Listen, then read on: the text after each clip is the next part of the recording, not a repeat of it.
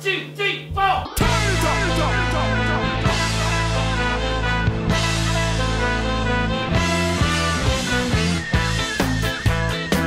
Hello and welcome to the NESN Soccer Podcast. I'm Mark along with Marcus and Nick.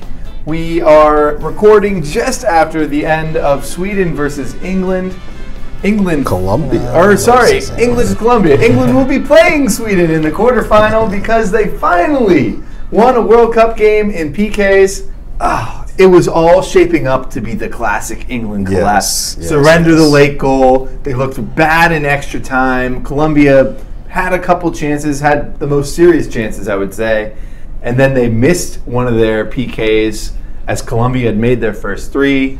And then it all just kind of turns right around in about 5 minutes, and England is through. And I think that's where we should start, because despite the incredible round of 16 that has continued this incredible tournament, I think this might have been the biggest story of them all, was England finally winning in PKs. What do you guys think? Biggest story of the round of 16? I guess. No. No? It was just the most recent story. No, I think Russia Russia through, beating Spain. Messi and Ronaldo both losing. Should we talk about England first? I guess it's a what have you done for me lately kind of guy. Yeah. I mean, it's a big story. I don't want to There's just too many stories too to much. choose from. Yeah, great for England, especially after Jordan Henderson missed that first penalty, which Marcus called. I just didn't see the look in his eye.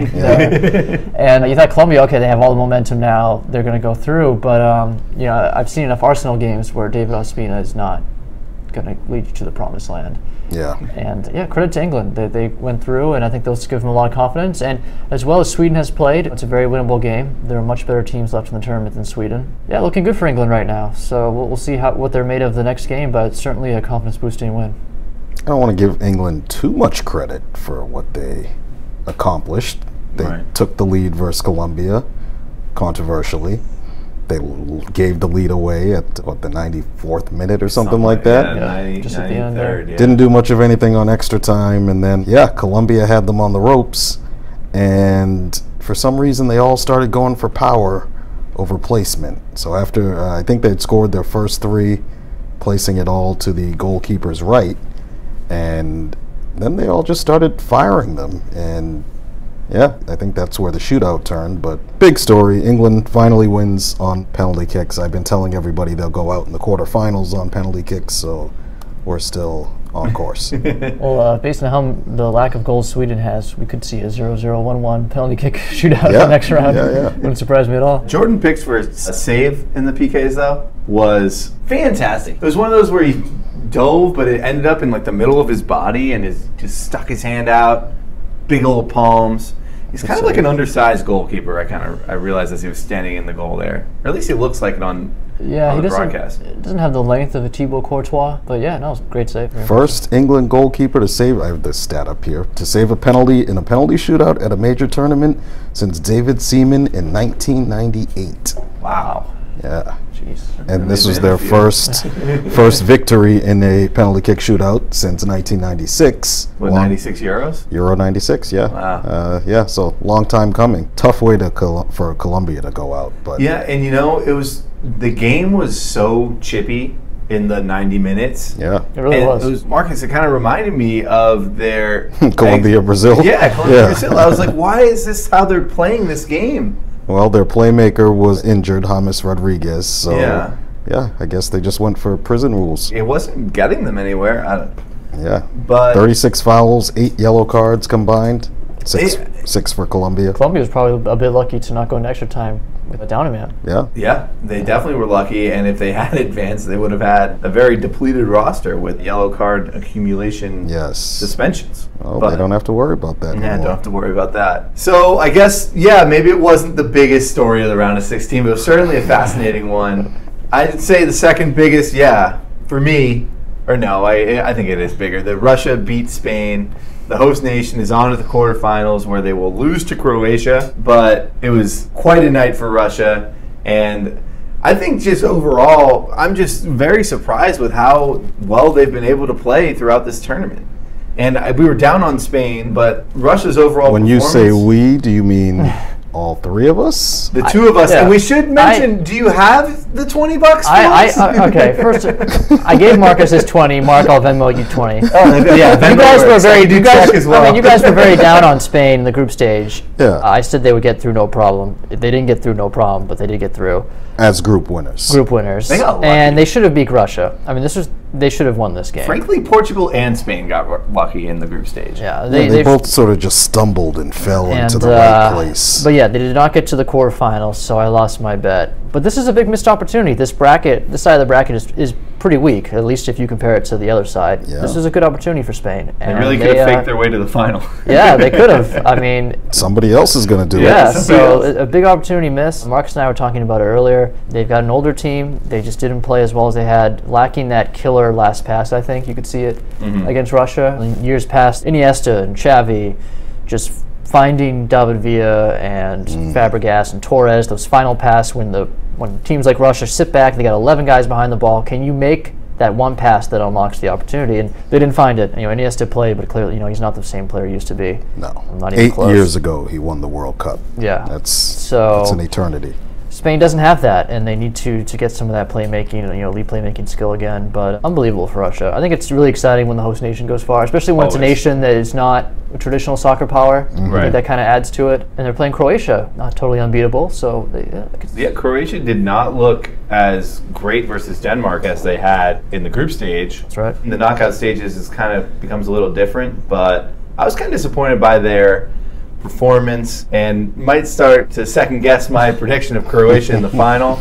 But we're still alive. They're still there. I think it's certainly possible. Modric missed a PK. That doesn't happen too often. He ended up making his in PKs to end the game. But yeah, to go all the way to penalties with Denmark when it really seemed like Croatia was the better team going into the match is kind of a letdown. And I guess we have to say it really doesn't get too much easier versus Russia. We can't just continue to say, oh, Russia's ranked number 70 in the FIFA rankings. They're no good. I think that's kind of been proven to be wrong. Croatia's going to lose to Russia. You think so? Oh, yeah. FIFA's dream is to have the host country in the semifinal. We could see another, like we saw against Spain, 1-1, 0-0, extra time shootout. I don't see many goals in this game. Yeah. 2 good goalkeepers. Yeah, Russia will probably sit back. And honestly, it's not the most exciting thing to watch, but if it's going to get them results, then you got to do it. Brazil versus Belgium will be, as we go to the, I guess, stronger side of the bracket. 2 great games here. Yeah, the matchups become a little more, not so much Cinderella stories. But Brazil versus Belgium. Brazil, I think, looked fantastic against Mexico. I'm very sad to see Mexico go. From earthquakes to grandmothers blessing the players to making friends with all the South Koreans in the world. Yeah, they had their fun. They had their fun, but failed to reach the quarterfinal once again. Neymar and Roberto Firmino, too much for Mexico. And it just kind of seemed like Brazil was really in control of the game the whole time and maybe put in one of the best performances, like one single game performance of the World Cup so far. No? No. Mark, did you watch the game? You didn't think they looked good? Mexico was the better team for 35 minutes. Well, the game's 90 minutes. Well, I understand that, but yeah, I mean, Brazil didn't blow anybody away. They scored 1 more goal than Mexico. And by the way, this was Mexico's, 4th game? Of the 4, it was the probably 3rd best that they played. Mexico didn't play particularly well, didn't register a shot on goal for over 60 minutes. But, they went right at Brazil. They went toe-to-toe with them, and they should be proud of how they played in the first half. But the second half, it just fell apart. And then, yeah, there was some disjointedness in the game because of Neymar rolling around and diving. And did you see the video of the Mexico fans doing impressions of that? I did not know. It was pretty funny. They roll over 20 times. Yeah, well, no, this was not a vintage Brazil performance. And then they got a late goal, already up 1-0 and Mexico's throwing everybody back. But yeah, it certainly was not, I didn't watch that game and say, oh, Brazil, this is their tournament to lose. I mean, Brazil deserved to win the game, but Mexico, I agree with Marcus, they did play pretty well. It was a 1-0 game, 8 for 88 minutes. They took a pretty good shot from Brazil and withstood it, I would say, fairly well. We just weren't sure which Mexico team was going to show up, the one that beat Germany or the one that we saw in the final game of the group stage. I think they were somewhere in between that. Yeah. And they have nothing to be ashamed of. They beat Germany, which is one of their better wins probably ever, and they had a pretty good game here. It just wasn't good enough. A little too much overpowering in the attack from Brazil, but it was a good tournament for Mexico, I think, overall. Do you think there's any sort of trend with teams end up not playing their best games against Brazil simply because maybe there's an intimidation factor with just facing Brazil, and it's just kind of that I wouldn't say grand team thing? With this team, this Brazil team doesn't have some of the But that's what I'm World saying. Cup winners is that, of last time. like, There's no Cafu or Ronaldinho. But they do have Neymar, so they have that signature one top 5 player in the world, and then the sort of a good enough supporting cast where it's good enough to say Brazil can intimidate anybody that they take the field against. It's definitely a daunting challenge for sure. The game that we seem to always mention, that Colombia-Brazil game from the 2014 World Cup, Colombia, it might have been one of their worst games of that tournament. And now we're kind of saying something similar with Mexico facing them in a knockout round. Yeah, teams definitely changed their style in the face of Brazil, but for Mexico, it just it has to be a letdown. They were, after 2 games, they were so optimistic, and I will be the first to admit I got carried away with Mexico. They were easy to fall in love with. Yeah. I mean, it's almost like they started too well with that win. I mean, that win over Germany was just perfect. And then they just lost their physical edge, and then they kind of lost their mental edge at the end. But this is really the end for Mexico's golden generation. These are the players who won the Under-17 World Cup in, maybe around 2007. And then they won the Olympics in 2012. Chicharito, Andres Guardado, Hector Herrera might still be around. Rafa Marquez retired after the game. Carlos Salcedo is young, but he said afterwards he was kind of cryptic about his international future. I think he was just disappointed. Said he had to go talk to his family about whether he was going to continue playing for the team. But for Mexico's golden generation, Giovanni Dos Santos, Jonathan Dos Santos, and the like, this is it. Most of them won't be around for 4 years, and I think this was Mexico's best chance to reach the quarterfinal. For a while. Yeah, for a while. Too bad. Maybe it'll happen in Qatar. Well, maybe you would think Maybe 2026 would be a good opportunity for them to advance. Yes, I think that would be the one, Yeah. But adios. So Brazil moves on. They'll be facing Belgium, and this was got to be the best game of the round of 16. Japan-Belgium. Japan goes up 2-0 in the second half with 2 quick goals, and it was fantastic. I was so excited for Japan, but then I kind of ended up getting excited for Belgium as they scored 2 back-to-back, and then the dagger in 99th minute, whatever it was, as Belgium came all the way back to win in regulation. But what took them so long? Because at the end, it was just like they were just peppering the Japan goalie with shot after shot. For a while, it looked like classic Belgium. They get to this stage of the tournament, and they, quarterfinals or round of 16, and they don't live up to it. And I think they showed us something. I mean, it's not good to go down 2-0 that early, but getting 3 unanswered goals and peppering the Japan net, as you said, Mark, was a really good show of resilience. And for them to get that late winner, I think that's going to give them a lot of confidence going into the quarterfinals, where they play arguably the best team standing. So really good comeback by Belgium, but just absolutely heartbreaking for Japan. Really heartbreaking. They played so well in this game and really had a great chance. Really they did. Exceeded probably a lot of people's expectations. I do feel really bad for them, but I do think Belgium showed us something, that maybe this team's a little mentally tougher than we saw some of the previous iterations. I would somewhat disagree. I say Japan messed it up. You go up 2-0. If you're a good team, first of all, you hold that lead against just about anybody. Japan, they look good for about a half-hour stretch in the game on either side of halftime. What was missing was just that final ball. They were good about spreading possession around, keeping the ball in their half, and even in Belgium's half. So going forward, they were okay, but once they got to the final third, it was almost every move broke down because the final ball was missing. So then they just decided to, have shots, and one of them was one of the cleanest strikes you'll ever see. They were good enough for 60 minutes. And then what I found interesting was that when Belgium's backs were against the wall, it wasn't let's get these goals back through our game plan. They put on Marouane Fellaini and Nasser Chadli, and they just said, let's whip it into the box and hope for the best. So I guess their coach, Roberto Martinez, he didn't show himself to me to be a tactical genius, because their plan A is let's use our quality, and then plan B is to hoof it up to Fellaini. I don't see you're not going to beat Brazil, France, or Uruguay with that plan B. So I wonder what the plan C is. It should involve getting Eden Hazard and Kevin De Bruyne as much of the ball as possible. Yeah, that would seem to make sense. I don't really like their chances against Brazil. No, they're going to lose. Yeah, I agree.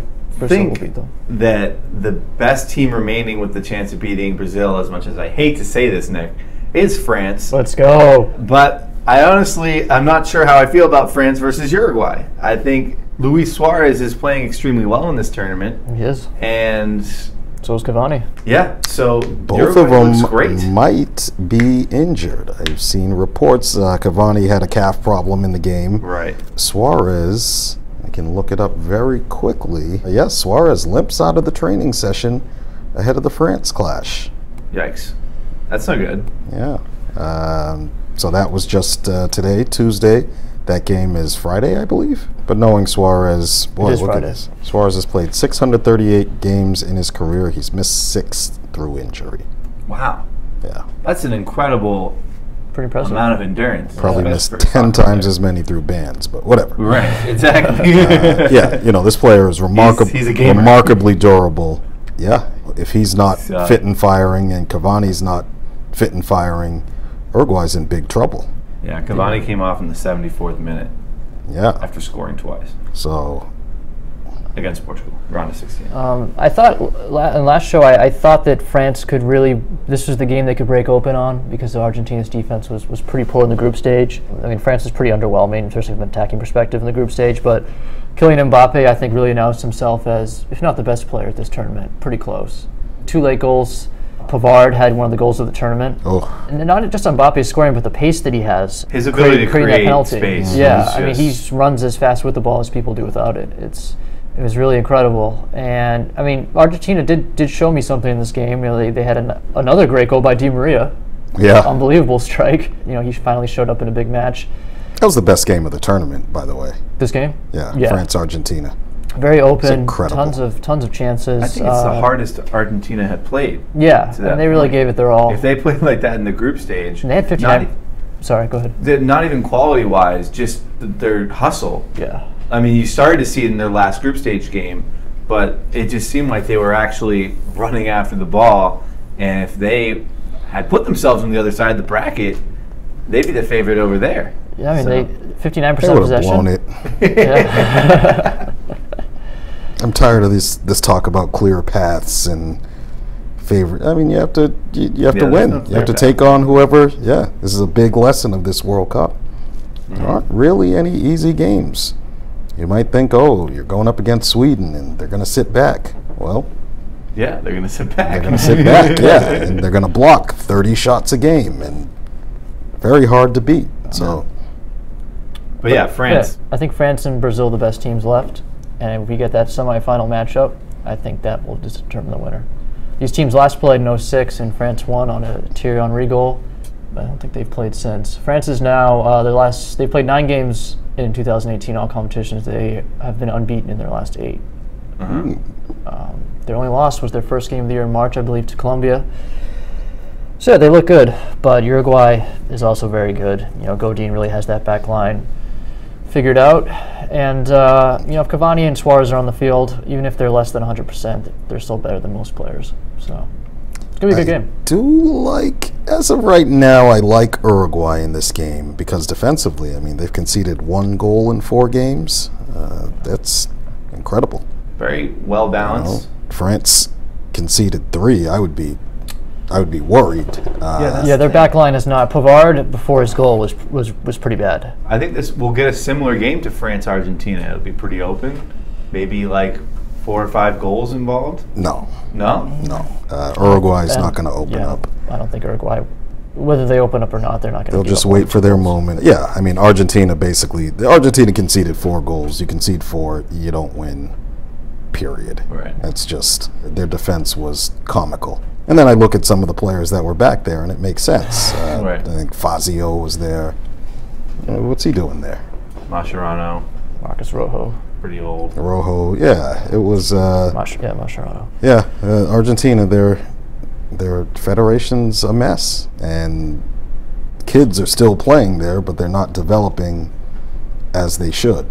We could have a whole separate show on what's the matter with Argentina, but yeah, it's really unfortunate because the country loves the game so much and so many kids play, and they're always there. There's so much raw talent there, but yeah, if you think the system in the U.S. is bad, I mean, and we can't even produce a player like Messi. Yeah, well, yeah. We produced some good players, some raw talent. Yeah, I'm getting there. Messi would have never been Messi if he stayed in Argentina. Right. Yeah.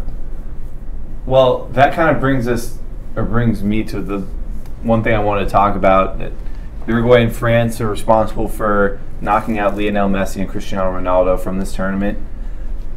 Ronaldo the rumors are already swirling about him, but as far as the World Cup, I think on paper it would certainly seem like Ronaldo, maybe if anybody had lifted their already fantastic resume even slightly higher, it was Ronaldo in that game versus Spain to start the tournament. But that was kind of the peak. What's that? That was his peak. That was the peak. And then after that, it was pretty quiet. And then I think with Argentina and Messi, there just seemed to be three players around Messi at all times in all four of their matches. Mm-hmm. So I don't really. I don't think it's fair to really lift up or put down either player too much from what they were entering the tournament. I don't think there was too much to really. Well, I guess Ronaldo's free kick was incredible. But we talked about how the two other goals were not exactly world-class goals. So I think just simply because they are who they are, it's worth mentioning that they didn't. More or less, things stayed the same between Messi and Ronaldo at the end of this tournament, I guess is what I wanted to say. More interesting, no offense, than who's better between them, Messi and Ronaldo, is the fact that this was the first tournament where, I'm trying to figure out what their legacy is in light of their round of 16 exits. It's almost like they're, and this happens to every athlete who ages out of his prime, they're just becoming slightly less effective, which is, there's no shame in that. They're still probably the two best players on earth. But they're not as far ahead of everyone else as they were 4 years ago or even 2 years ago. Mm-hmm. And that's the difference between Ronaldo at 31 and 33, Messi at 29 and 31. They're just, falling a little bit closer to the pack, or the pack is maybe catching up a little bit. I would say where, before they might be able to single-handedly or single-footedly decide games on their own. I think that'll be less and less the case going forward. I think that's a good point. Once again, Marcus just able to put it into words. I mean, I still don't know how Portugal won Euro 2016. I just don't think the squad. It has nothing to do with France. France left Benzema at home. The end. They scored 2 goals in the four knockout stage games of the Euros. They scored 3 goals before extra time. They scored a 1-0 win, 1-1 draw. They won in penalties, 2-0, and then 1-0 extra time. In this round of 16 game, they scored 1 goal. Didn't they score 4 against Wales or something like that? They 2-0 against Wales. They're scraping by with these 1-0, 1-1 penalty games, and it just caught up to them. And I'll say this about Ronaldo: he doesn't really have a lot of help on that team. I mean, when Quaresma is one of the better players, and he's in his 30s. Yeah. I mean, like that. There's no one else to take off. Messi doesn't have too much help behind him. I mean, he's got going forward. There's a lot of talent on that team. Yeah, I would say but a lot of that talent is 29, 30, 31, 32 years old. Javier Mascherano, as we saw, maybe isn't very talented anymore. Their defense is atrocious. They had a backup goalkeeper. Yeah. It's not good. And Portugal does have have a backup goalkeeper starting and then ended with the backup goalkeeper. Yeah, it was. But even after the Spain game, Portugal 1-0, and then 1-1 against Iran. They just need someone else to find. They need someone else to score goals. It can't all be Ronaldo. What we saw in Euro 2016, I think, kind of announced a trend, which is, and I'm seeing it again in the World Cup, where I don't see any great standout teams. Teams that play great soccer. You know, people have been asking me for months who I'm rooting for in the World Cup. I usually say nobody. I'm a USA fan. But the caveat was, I would say, there's a certain team will play in a certain way that I'll appreciate, and I will start to gravitate toward them. Right. We've only got, 3 rounds left? Maybe that's why you liked Mexico. And it hasn't happened. Yeah, I appreciated what Mexico did, but they couldn't maintain that through the tournament. Yeah. So what you're seeing at these major tournaments is that teams are it's just wars of attrition. They're just grinding out results, get to the next round, do what you have to do, grind out the result, and eventually somebody will be left standing. Right. And that's how Portugal won Euro 2016. They did, yeah. It's not by blowing teams away or dominating them with the beautiful game. But you can only get by with that for so long. Right. I think they didn't replace. Well, you can do it for 7 games in one tournament, but you can't do it for when you win 3 the tournament, years. When you win the tournament like the Euros and you go 2 more years in the World Cup, right? If you don't make any improvements off that, it's going to be tough. Yeah, Spain had their passing and pressing style that was so great 2008, 2010, 2012. And I think that's where it kind of ended. Germany won. They had they were fully loaded in 2014, well stocked, well balanced. And then after that, I didn't think that Germany team was great in 2014 by any means. So, yeah, we might be witnessing the end of the era of great teams. Well, maybe somebody will. But somebody still will have to win. Quarterfinal. Yeah. Just because you win doesn't mean you're great. I think whoever emerges out of this, Uruguay, France, Brazil, Belgium. I know, Nick, you think the final will be that semifinal, but I'm not too convinced that whoever emerges out of the other side of the bracket. It's just one game. You just need one. You're one goal and drop back from winning. Anything can happen. The last 2 World Cups were decided 1-0 in extra time. So anybody's got a shot. Russia or Sweden could win this World Cup. That'd be incredible. But I still like Croatia in the final. I haven't looked at the odds yet, but if among these 4 teams left on the side of the bracket, I would assume that they're the favorite. So, Nick, should we make another wager about France this time?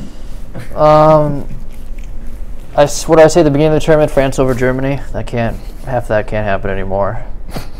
No, I don't want to make any more wagers. Sure. You've lost too much money already. It's only $20, but I don't want to. 40. 40. Well, yeah, 20 each. No, I think France. Like I said earlier, I think France or Brazil will win this tournament. I think they'll be in the semifinal, and the winner of that game will win the whole thing. Well, Uruguay, Sweden, Russia. Russia, Croatia is going to be great. But okay, we should wrap it up. But I don't know. There are a lot of rumors swirling about Cristiano Ronaldo and Juventus. Marcus, we chatted about it a little bit earlier. I'm not even sure what the up-to-the-minute update is on this, but it just doesn't seem like it's all that much to actually get concerned about. Well, right after we chatted, I did a little more digging, and it came out of a news program where the host reportedly has strong ties to Real Madrid's president, Florentino Perez. So if Perez leaked this information to this journalist, whose name escapes me at the moment, it's obviously for a reason. You know, he wouldn't leak it and then have me expect that Ronaldo would be back at Real Madrid next season. Now, the financials that are being discussed seem way out of whack because that's I don't what see really threw me off. Well, you know, maybe I guess Juventus did buy Higuain for 90 million or so. That they spent that over 2 years. They could structure a 100 million euro Ronaldo deal in a way to make it affordable. The wages, he's supposedly making 30 million. I read that there was talk about Real Madrid possibly subsidizing some of that. But on the surface, if you ask me if Juventus could afford a 100 million euro transfer and a 30 million euro a year player, I'd say no. And one of the great tweets I saw was that Ronaldo would cost more than their stadium. But they're an old stadium or a new stadium? Their new stadium. Yeah. If Real Madrid really wants Ronaldo out of there, and they want to make it worth Juventus's while to create a softer landing for him, maybe so. But what this reminds me of is when Neymar left. Yeah. You know, the first report broke out of somewhere that was unexpected. It was a journalist who maybe has, he had his sources close to the player or whatever, but, a story of that magnitude, I would have expected to hear it from a different outlet. And maybe media is changing in Spain as well. Mark, you follow Serie A as closely as anyone. Is this? I'm the one. You're the one, yeah. I think this would be, if he does go to Juventus, it would be incredible for Serie A. Oh, because certainly. I think of the top 10 players, I don't think they have any of them in the world. On Juventus? No, in the whole league. Top 10 players in the world, or any of them in Serie A. I mean, Chiellini, maybe, Buffon, when he was still Juventus. Yeah, so you're saying it right there, so you're talking about guys that at one point were... Yeah, but right now... Much like Serie A, at one point they were greater. But this makes Serie A... Totti fits into that mold. Like appointment television. Yeah. Really, whenever Juventus is playing, whether they're playing AC Milan, Roma, but then Napoli. It would be huge for Serie A, and I don't think it would change the landscape of Serie A too much because Juventus has won 7 straight Scudettos or whatever. Scudetti.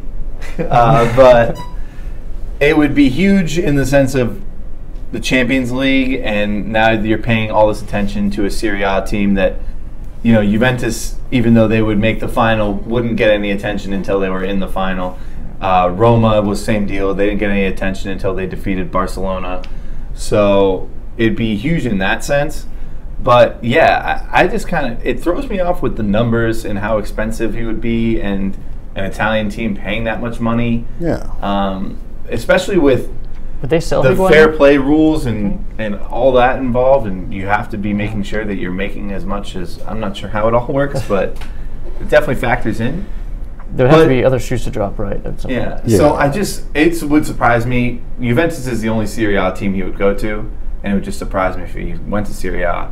But with all these rumors swirling and just his post-game pressers at the Champions League final, it just kind of is. I'm expecting him to not be at Real Madrid at this point when the next season starts, and also because of they won 3 straight. Ronaldo seems to make the right decisions, and it seems like the perfect time to leave. So, especially with no Zidane there, I mean, right, exactly. There's a lot of I think change is going to come to Real Madrid this year, and change isn't always good for winning a 4th consecutive UEFA Champions League. Right. He accomplished everything they could have wanted from him there. It was Yeah. a wildly successful move, and I think this is the time. The King of Madrid. Right. So we'll see where he ends up. I'll say still, despite this incredible rumors, I'd be surprised if he ended up at Juventus. Juventus, Bayern Munich, PSG. Yeah. Bayern or PSG? Bayern would be interesting. Yeah. Really interesting. Only 3 teams I could see him going to. Because Bayern really doesn't make a huge splash to 100 million either. They're pretty tight with their finances. It just doesn't make sense for Juventus other than, if Real Madrid subsidizes some of his salary, if they kick in a little bit. And Juventus is, their goal is to win the Champions League. And Ronaldo is great, but they've had great attacking players and not won the Champions League. They haven't had Ronaldo, but they also aren't going to have 28-year-old Ronaldo or 30-year-old Ronaldo. How old is he at this point? And he's going to be coming off of 3 straight Champions League runs and this World Cup. And a deep Euro run. I mean, he's played a lot the last few years. Yeah, and he's Ronaldo. He's a machine. He is a machine. All he does is sleep, drink water, lift weights, play soccer, train. Like LeBron James in that regard. Yeah. Just keeps churning. Yeah. Well, any other player I'd be worried about, but not Ronaldo. Yeah. So we'll keep an eye on the old Ronaldo transfer rumors and any other transfer rumors. We don't want to get too far from the World Cup, though. So we'll be back after the completion of the quarterfinals with another podcast recapping what happened as the tournament comes closer to its end. I think last takeaway is that the round of 16 was just as exciting as the group stage, aside from Sweden versus Switzerland. We didn't talk about that. Exactly. There really wasn't much to discuss. Good, yes. But anything last for you guys? I don't think so. You don't think so. Don't all jump at once. Yeah. Okay. Thanks for listening. Thank you guys for joining me to talk more World Cup. If you're listening on YouTube, be sure to follow us on iTunes, where you can find all NESN podcasts by searching NESN on iTunes to stay up to date with everything we're doing. And also go to nesn.com/World Cup for more World Cup coverage. Thanks for joining us, and we'll see you after the quarterfinals.